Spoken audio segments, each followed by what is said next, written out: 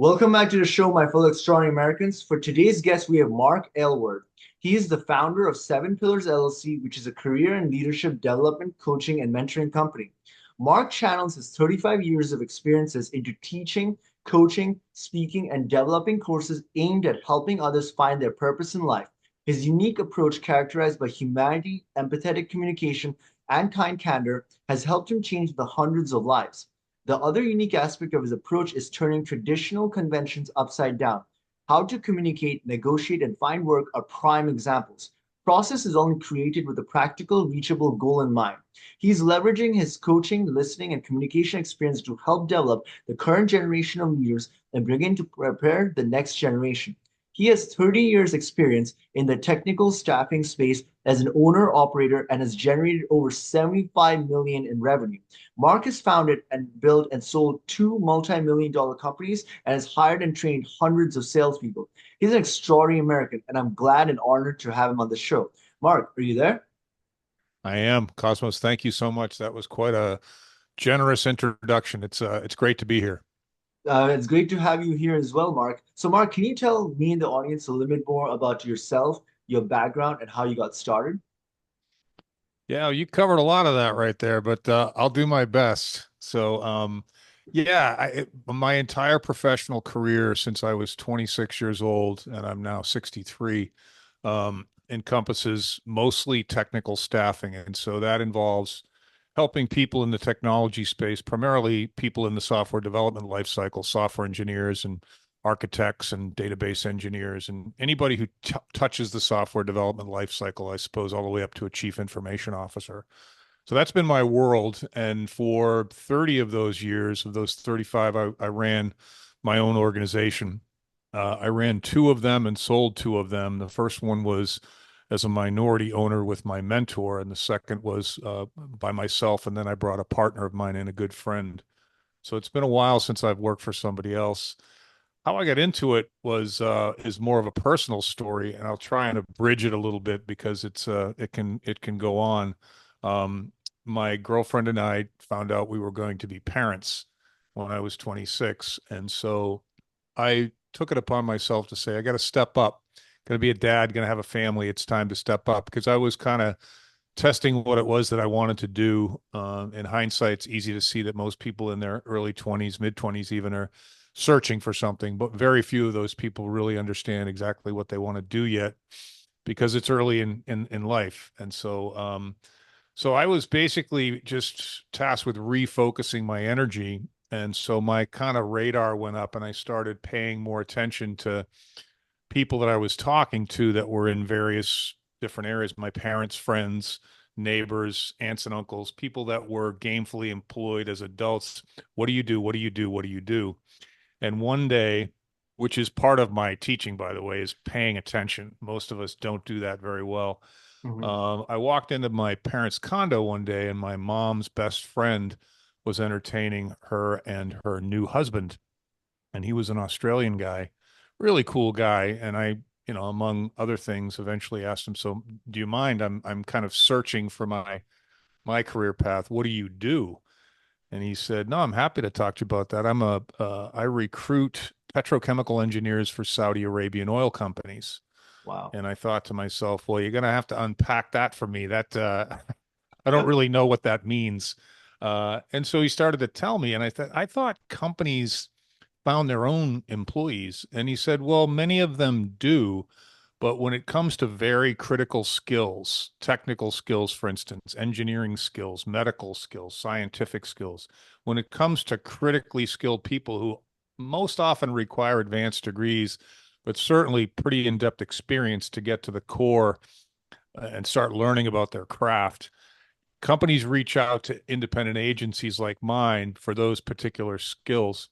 And then on top of that, not a lot of people want to go to work in Saudi Arabia that aren't from Saudi Arabia, at least at the time. So the packages that were being given to these candidates were luxurious, hundreds of thousands of dollars in salary, a free home, a free car, all expenses paid, and they signed 3-year contracts. Wow. Long story short, when I asked them, well, how do you get paid? He said, well, I get a percentage of their starting salary. And I said, well, two things. What are the average starting salaries and what is the percentage? And he said the average is about $300,000 a year and the percentage is 25%. Wow. And so I'm not a math guy, but it was a pretty easy calculation. And I went out and looked in the newspapers. That's how long ago it was, Cosmos, and saw a Wow. couple of ads for technical recruiters. And I answered one. And I went to an interview on Monday and they offered me the job on the spot. And so I was 26. And so that's how I got into recruiting. And then again, to try and keep it short, I worked for my mentor for about 5, 6 years. And then I went off and started my own thing. And yeah, there's a lot of other stories and detail to that, but that's my abridged version. So I'll toss it back to you. Well, Mark, there's so many places to go from here. But one of the questions I had was like, what was your strategic from that point on, right? What was your strategic goal and vision from that point to like where you're right now, and how did it evolve regarding your life and your career and all of that? You know, I would like to look back at that in hindsight and say that I had a strategy. I think my strategy was I have got to support my family. I've got to do everything I can possibly do to support my family. And as things were developing, being unmarried with a child on the way from an Irish Catholic family, there's all kinds of noise in that, as things are developing. And again, what I decided eventually was I'm gonna try and find an opportunity outside of where I grew up, which was the greater Boston area, because I want to get away and I want to do this. I want to at least start this on my own with my soon-to-be wife and my new daughter. And so I started asking around, and I played golf with a young lady that I had spent 3 years recruiting next to, and kind of explained my circumstances. And she said, "Well, you should meet Paul." And she introduced me to this gentleman who became my mentor, my second one, but my primary one. The first guy was great, but it was more of a kind of an employment arrangement. Paul's was more of a partnership. But he expressed interest in having me help him open up an opportunity and open up an office in Florida. And so I packed up my bags and I took him up on the opportunity and I went down to Florida and helped him start two organizations. And started to get maybe more strategic then. Then there was about, bringing the family down, buying a home or building a home. And he shared with me, my mentor, 4 or 5 years in, I'm going to sell this and I'm going back to Boston. So tell me what you'd like to see that look like, and I may be able to accommodate some of your goals. I might not be because some of this is selfish. I want to make some money and get out of here, but I at least tell you and ask you your opinion. And so we had some talks. And anyway, he sold the company, and part of the deal was I was to stay on as the regional vice president of the acquiring company. And I wasn't in that Cosmos for 3 months before I decided I can't work for somebody else. I just it's been too long. I have to fulfill this contract, which the minimum was 12 months, and then I got to get out of here. So that's when I started planning starting my own company. So that's when I would say strategy and planning kicked in. But that's what happened before I got to the strategy place. So, Mark, it's not easy for people to just like go and like run two companies, one after the other, and then make multi-millions and then do an exit strategy. Like that, that is something that very few people can do, like starting from scratch to get to that point. So, my question to you is, how did you go about doing that? What was like your thought process to the time you ran those companies, and how did you get it to the point where you could exit that way? Yeah, it's a big question. I probably would challenge your premise. Very few people can do that.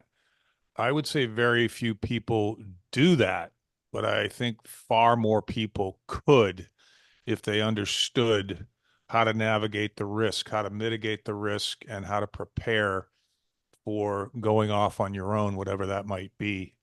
So I think I was very fortunate, first of all, that Paul, my mentor, I was drinking through a garden hose in terms of knowledge, wisdom, tactics, strategy. He told me when we started the consulting firm, I will pay for everything and I will teach you everything. And then you'll be expected to do everything. So I was selling, recruiting, running operations, hiring, training, firing, promoting, and he was there. He was my Geppetto and I was his puppet, but it was a much higher level relationship than that. So I say that somewhat facetiously. But I learned a ton, and not just about selling or recruiting, how to run a business, how to start a business, how to develop a banking relationship, an accounting relationship, a legal relationship, all everything about negotiation. So I think my foundational education was very unique, which is one of the reasons, Cosmos, that I tell everyone that I come in contact with, especially early in life, younger people, you should spend a significant amount of time and energy finding a mentor. And what I mean by that is someone who has similar values, perhaps a similar worldview, but more importantly, is willing to give you access to the wisdom that only comes from experience in return for your energy, integrity, and effort. And that's what I gave Paul. I gave 150%, and he gave me back 150%. So yeah, pretty unique, I think. Well, Mark, like what you're saying is absolutely true, and it's a common theme that I have with many guests on the podcast. Like when I ask them about the secrets to their success, and they mention that they found a good mentor, and that mentorship combined with like a community, like it reduced the time, it created a time compression where they were able to succeed much faster than anyone else. And that's why it's so important to have a mentor. But I think for a lot of people, it's difficult to find the right mentor because there's a lot of gurus out there and a lot of them are kind of fake, like they're all like talk, but in reality they didn't go through the trenches. So from your Mhm. perspective, how should somebody who's listening to this podcast and they want to go to the same path of mentorship, like how would they go about finding a proper mentor to succeed in business? Yeah, to your point, there's a lot of meatheads out there, no question about it, and some of them well intentioned, but I think the first thing you have to do, and again, I do this with everybody. I don't care where you are in your career. What I find myself doing with anybody that I engage as a prospect who becomes a client, if you will, what's your story? What are you doing? Why are you doing it? What do you want to do? How'd you choose this path? Have you ever contemplated anything else? I mean, so many of us start moving forward in search of something when we don't spend enough time thinking about what that search might look like why on 5 or 6 levels deep, why are you doing what you're doing? Why is that? What does that mean? Dig deeper. Purpose, passion, all the way to why did God put you on this earth, right? And normally where I end up with people is some level of serving other people, helping other people in some capacity. Get You're helping people move from one position to another, and one would assume that most of the time that's a move, that's a trajectory move up. So you're helping them get better. But I think before you look for a mentor, I think you really have to do some significant self-reflection and literally look in the mirror, record yourself talking to a microphone, talk to people you love and trust, and really ask questions that most of us, I don't think, ever ask, uh, digging deep. So once you do that, then mentors or potential mentors begin to show up. You begin to kind of attract them, if you will. Without that work, without that legwork of really pursuing an internal self-reflecting conversation about really what you want to do, what you love, what'll get you out of bed every day in a cliche kind of way, searching for a mentor is almost impossible. Does that make sense? Yeah, it does. And I would also like to add that I talked with this with like a few other guests in the podcast before, and we came up on the same theme that self-reflection is really important and digging deep and knowing your why and knowing your purpose because it's the foundation, right? You have to build a building on a strong foundation. But a lot of people are not willing to do that work because they're afraid that if they go within themselves, they might find something they don't want to see, and it's almost Hmm. like an ego kind of thing, and it's a esteem self-esteem issue. So my question to you, Mark, is how would somebody that has relatively low self-esteem or fears finding that they're not good enough or something like that, how would they overcome that uh, during their self-reflection?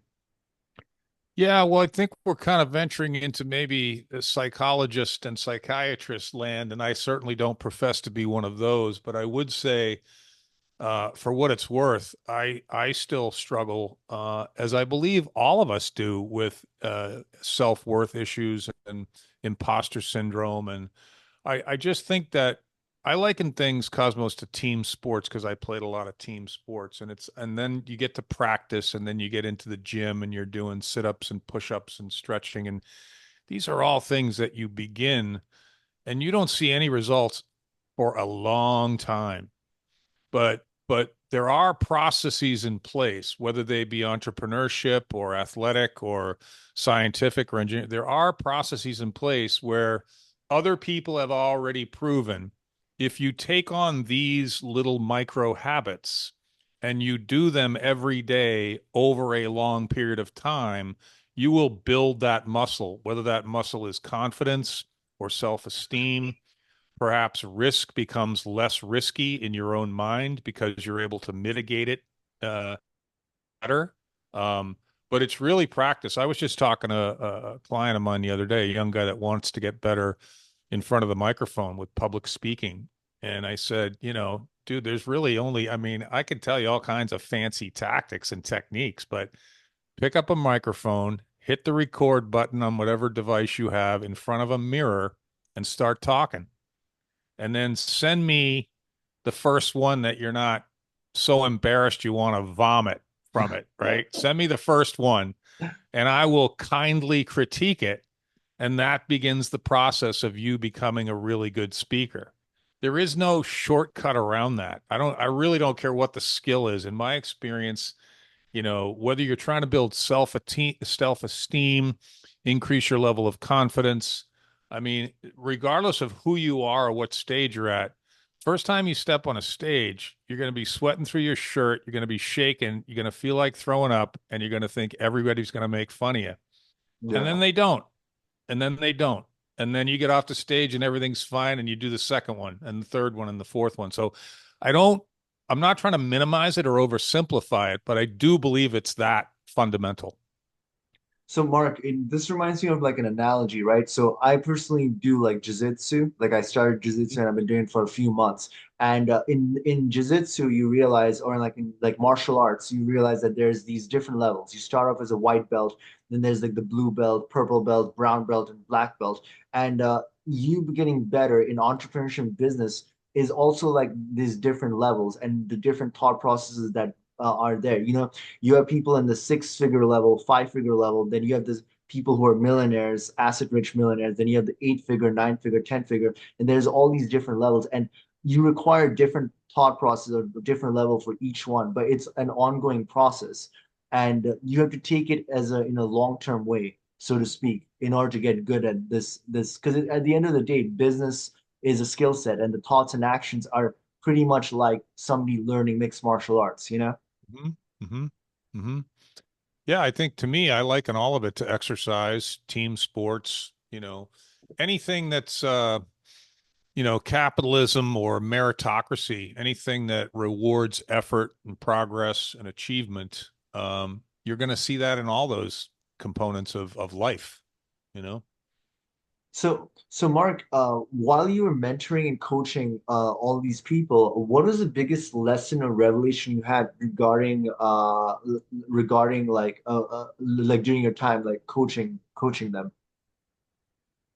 Well, I think it's probably that. I think it's probably maybe a flavor of what we just talked about, which is, dig into your story, dig deep story. But when you start doing that, I think one of the things that I encourage people also to do when they start to pit, you can see them beginning to go, I'm having a bit of an epiphany here. My eyes are opening up a little bit. Tell me more. The next step for me is really like, okay, let's give ourselves permission to just forget about everything we've ever learned, particularly when it comes to finding work or advancing professionally. Most people are full of shit when it comes to that, right? Pardon my French. Um, we get a lot of theory in school. One of my friends likes to say, school all the way K through 12 is socialism, right? We make you memorize stuff. Everybody's treated the same. There's no independence isn't encouraged, stay in the pack. And then when they graduate, you chuck them into capitalism and you wonder why they fall flat on their face, right? So there's no segue between socialism in school and capitalism in the US or anywhere else there's capitalism. So I spend a lot of time with people saying, whatever guardrails you have up, whatever rules you think you have to follow, whatever processes you think you're going to be restricted by, dump them. Let's start from scratch and go, well, if I wanted to get from A to B, what's the best way for me to get from A to B? Is it filling out an application online and putting a resume together and sending it into a portal that's probably a black hole and there's not even a human being at the end of that? That doesn't sound like it's a very efficient way to go about things. Well, what's the direct route? Well, the direct route is to have a conversation with the person for whom you would be working if you were to get hired. All right, let's talk about that journey. So most people are like, you can do that? I'm like, you can do anything you want. This is America, as long as you're not hurting somebody else or breaking the law, let's open up your imagination and start to dream like way bigger and different than you ever have before. So I think that's phase number two, if that makes sense. Mhm. So, Mark, as a continuation of this, from your perspective, while you have been coaching and mentoring all these people, what is the biggest challenge or roadblock do you think, or the biggest mindset block that people have from achieving success in their lives? Um, thing that pops into my head is an unwillingness to take risk, and a misunderstanding of what risk is. And this is just one example. I used to talk to, and I still do talk to young people. My kids are late 20s to mid 30s, right? So it's kind of interesting. They're your audience, right? And all three of them are entrepreneurs and they run their own companies. And Amazing. well, I'd like to think I had something to do with that. I remember coaching them all out of high school and college trying to find jobs. And they're like, Dad, what do I do? I'm like, da da da da da da da da da da. And they're like, holy cow, you got to teach more people about this. Nobody's teaching that. And so they got jobs, more money than they thought they were going to get, and easier than they thought it was going to be. And none of their friends had jobs. So what happened after that causes is kind of funny. Dad, can you help Susie? Can you help Annie? Can you help Joey? Like everyone wanted to talk to me, and I'm like, well, I got to start the cash register at some point. I can't be just doing this for free. I got to pay my bills.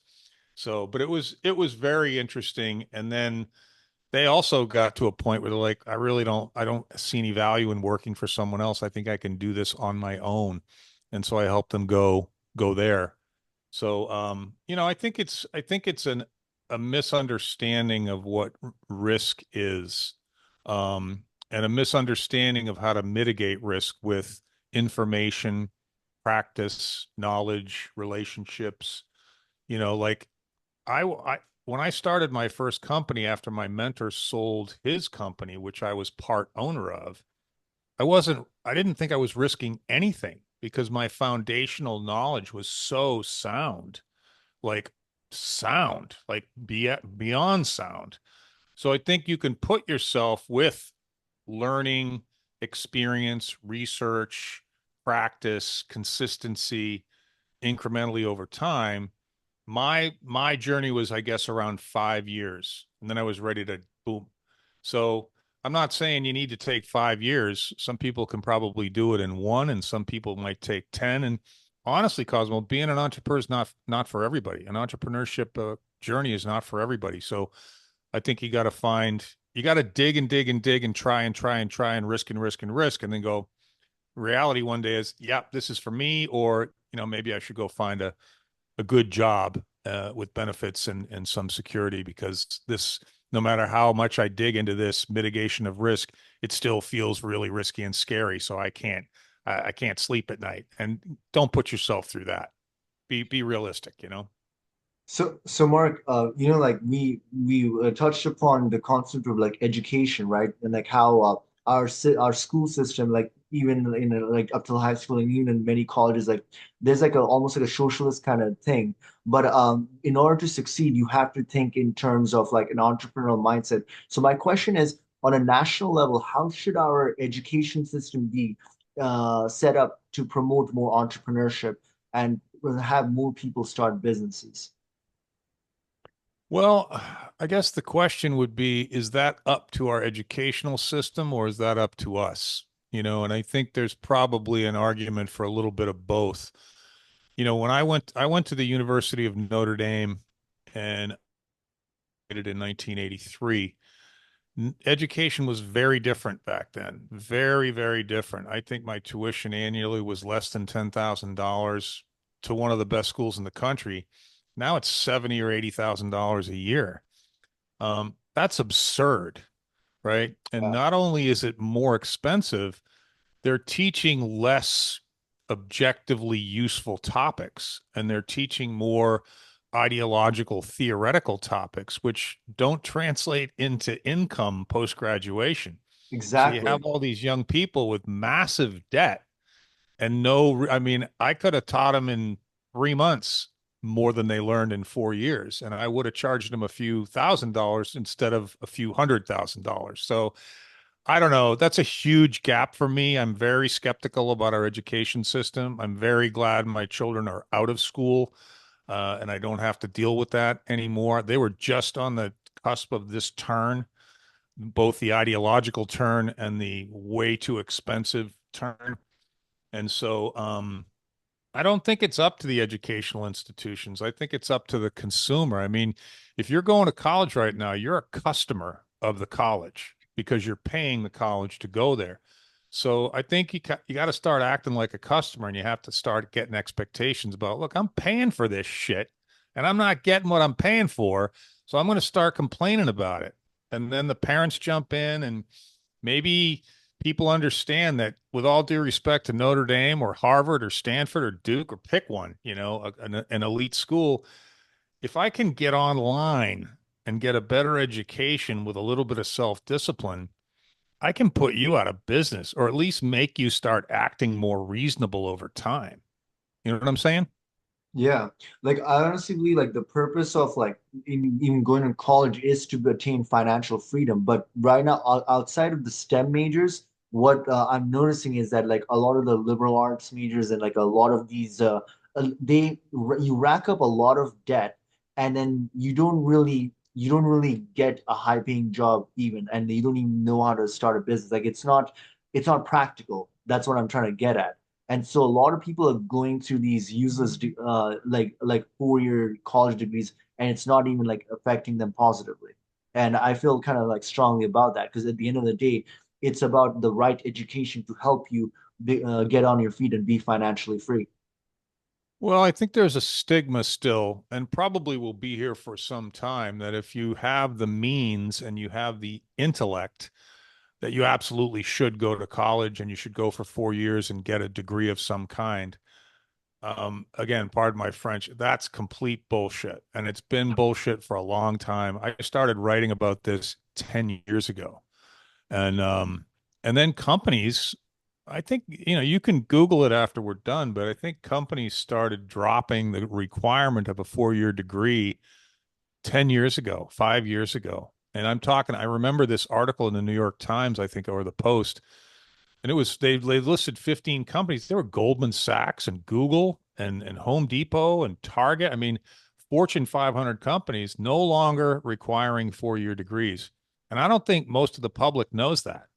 So there's this movement, and it's going on everywhere now, and it's being highlighted most recently in our political landscape that like people are discovering that this foundational presumption that we've been making about whatever is not true. It's just not true. So I think that to all the parents out there who have 17 and 18-year-old kids, my apologies. I didn't mean to send your children off in a mom, forget it, I'm not going to college type thing. That's between you and mom and dad. But I've seen evidence, that you don't need I've hired people without college degrees. I've trained people. It's not, whatever's in your DNA and the way that you were raised and the way that you overcome hardship at a young age. That's what I care about. And I think that's what everybody should care about. Maybe again, Cosmos, maybe that's an oversimplification, but I think and to kind of end that train of thought, if you don't know whether you want to go to college or you can't get into college or you can't afford college, man, pick up a trade. The trades are wonderful. There's millions of opportunities in the trades. And what I mean by trades is working predominantly with your hands, plumbing, HVAC, carpentry, construction, the list goes on. And the thing about that, in my mind, is it's the same mentor track. If you get let's pick carpentry. If you get a job working under the tutelage of a master carpenter who's a good person and wants to help you because you're helping him or her do better work, more work, expand the services, whatever, you put in 4 or 5 years with a master carpenter and you enjoy building things, you're start your own company, and you're probably going to be able to make 40, 50, 60 grand when you start working for this person because those people get well paid. And you'll be making six figures within 4 or 5 years, and you'll have enough reserves and knowledge and probably contacts to say, I'm going to hang up my own shingle and operate my own business. That's a massively interesting professional track for me, and I don't think a lot of people are even aware of it. I mean, you said it pretty well, Mark. And I think that the ability to like get into like a trade that is of your passion and then monetizing it is so critical in today's world. And but the one thing that I would have to ask you is like, I know we talked about mitigating risks. So for somebody that wants to follow this path that you just suggested, and but they're afraid of taking, they're afraid of the risk factor and everything. What do you think should be their mindset around how to mitigate risk and take calculated risks for starting their own business? Well, I think first of all, you either have you have an appetite for risk or you don't. So that would be one. And just for simple math, if we said half the population doesn't have that appetite and half does, well, that takes half the population out. And I think that's just a self-awareness exercise. I remember when I told my dad I was going to quit my full-time job and start my own company. He flew for TWA for 35 years. He never worked for another company, just one company his whole career. He's like, he thought I was out of my mind. Like, you're going to leave a big fat salary on the table with benefits as you're starting a family and building a home, and you're going to go off on your own? That I'm was like, a big yeah. risk. Well, it wasn't for me. It certainly, he perceived it as a huge risk, but I didn't perceive it as a risk at all. I was ready. So, I think that again, it's back to that self-reflection. I think that the mitigation of risk to me is done through information gathering, relationship building, experience, investigation, experience again, and once you start building relationships with people that are in semi-successful or successful entrepreneurial situations, the risk starts to go down because you start to see, with due respect to these people, they're just like you and me. They're just human beings. They're not special. As a matter of fact, the only thing that all of them have in common that I would consider special is they're willing to work their ass off, you know? And I suppose that is a special gift because, well, that's a whole, we could do a whole podcast on that, but There's a I'll lot stop of my, lazy and entitled people out there, so you might be right about that. yeah, I think if I had to suggest any words of wisdom, I would say, from my experience, as early on as you can, and I think you get this through sports, extracurricular activities, your parents, a neighbor who might own his own company. You start out and try to figure out how to learn how to work hard, whether that's a paper route or pushing a lawnmower or shoveling snow or whatever it is, holding two jobs, part-time jobs down after school. If you can get comfortable working hard, then you're going to succeed. That's a given. I would almost guarantee anybody if it's because giving up is really the only way to fail if you're working hard. And that is just stop working hard. Once you get that down and you're like, no, I can work just as hard or harder than anyone else, and that becomes the competition, right? I'm always going to be the hardest worker or one of the hardest workers. Then it shifts somewhere. I don't know. For me, maybe it was at 26, maybe it was at 40. I can't recall. But you begin to start seeing opportunities to work smarter, right? And these are things like, efficiency, productivity, automation, leveraging technology, leveraging relationships, leveraging whatever skills you've developed up to that point. You can start working smarter on top of a foundation of working harder. Nobody can stop you. No, I mean, it's well said, Mark, and you're totally right about that. So, Mark, can you tell me and the audience a little bit more about your like the coaching that you do and the mentoring that you do, so that they can get to know more about that? Yeah, so where it is right now, and it's kind of always been in a state of evolution, Cosmos. I think I went from brick and mortar for 35 years of hiring salespeople and recruiters and teaching them how to place people and develop clients, and then my own personal circumstances, my world kind of blew up with a very contentious divorce, and I ended up needing to raise my children on my own.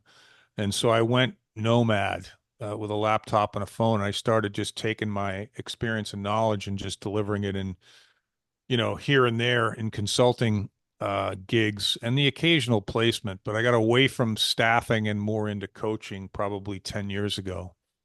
And and then a few years ago, I was pretty much done getting pulled around the country by my athletically inclined kids, and was faced with a decision. Okay, what does this look like moving forward? And what I ended up with is I've got a time for money exchange in the career coaching space, so people can get on my calendar. It's a very simple funnel, 30 minutes on me, and I basically ask a bunch of questions to see if I can help, and then if I can, I'll tell you how I can and what that looks like. And if you can't find a way to move forward with me there, because that from that point on it costs some money, then I'll give you a couple of pointers that you can take and execute on, and enough probably information to go make some serious progress on your own. But it's just going to take you longer, and it might be a little more frustrating and difficult without my guidance or someone like me giving you guidance.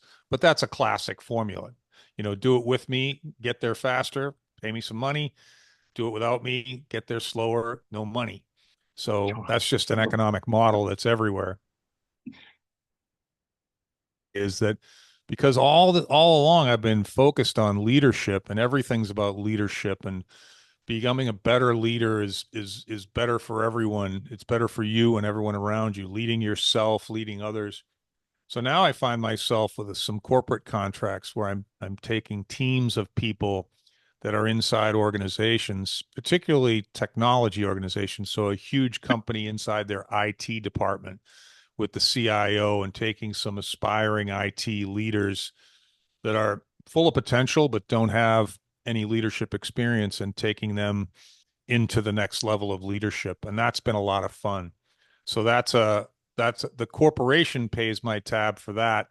And the teams I've been working with are in the area of, 5, 10, 15 people at a time.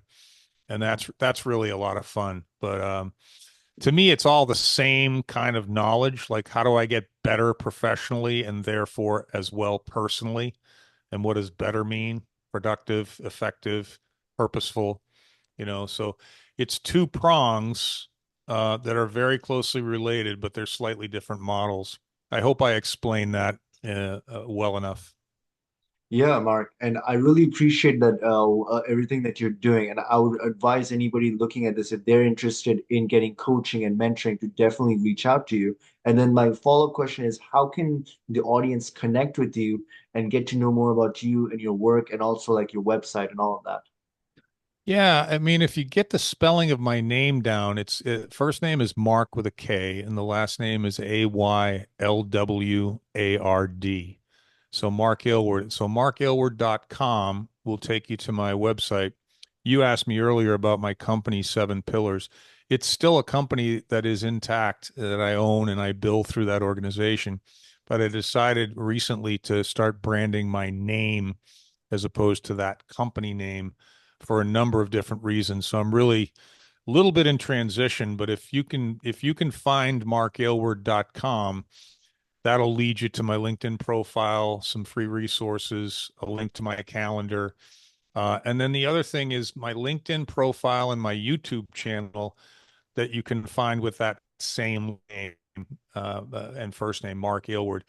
I've been working a little bit on my YouTube channel because there's a lot of short videos there that can be very helpful. They're all free, and if I were a young person or someone in transition, one of the things I'd do is go to my YouTube channel and just spend a couple hours just watching the videos.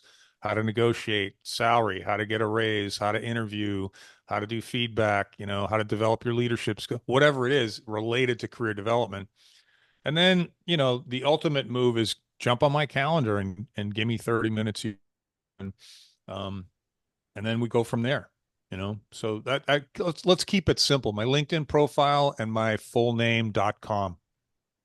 That is amazing, Mark. And Mark, I'm so grateful and glad that you took the time to come on this podcast and share your knowledge and your wisdom, because this is what the nation and the country needs, like more people that think this way and then take the risks to start the business and like create more jobs. And I really appreciate that.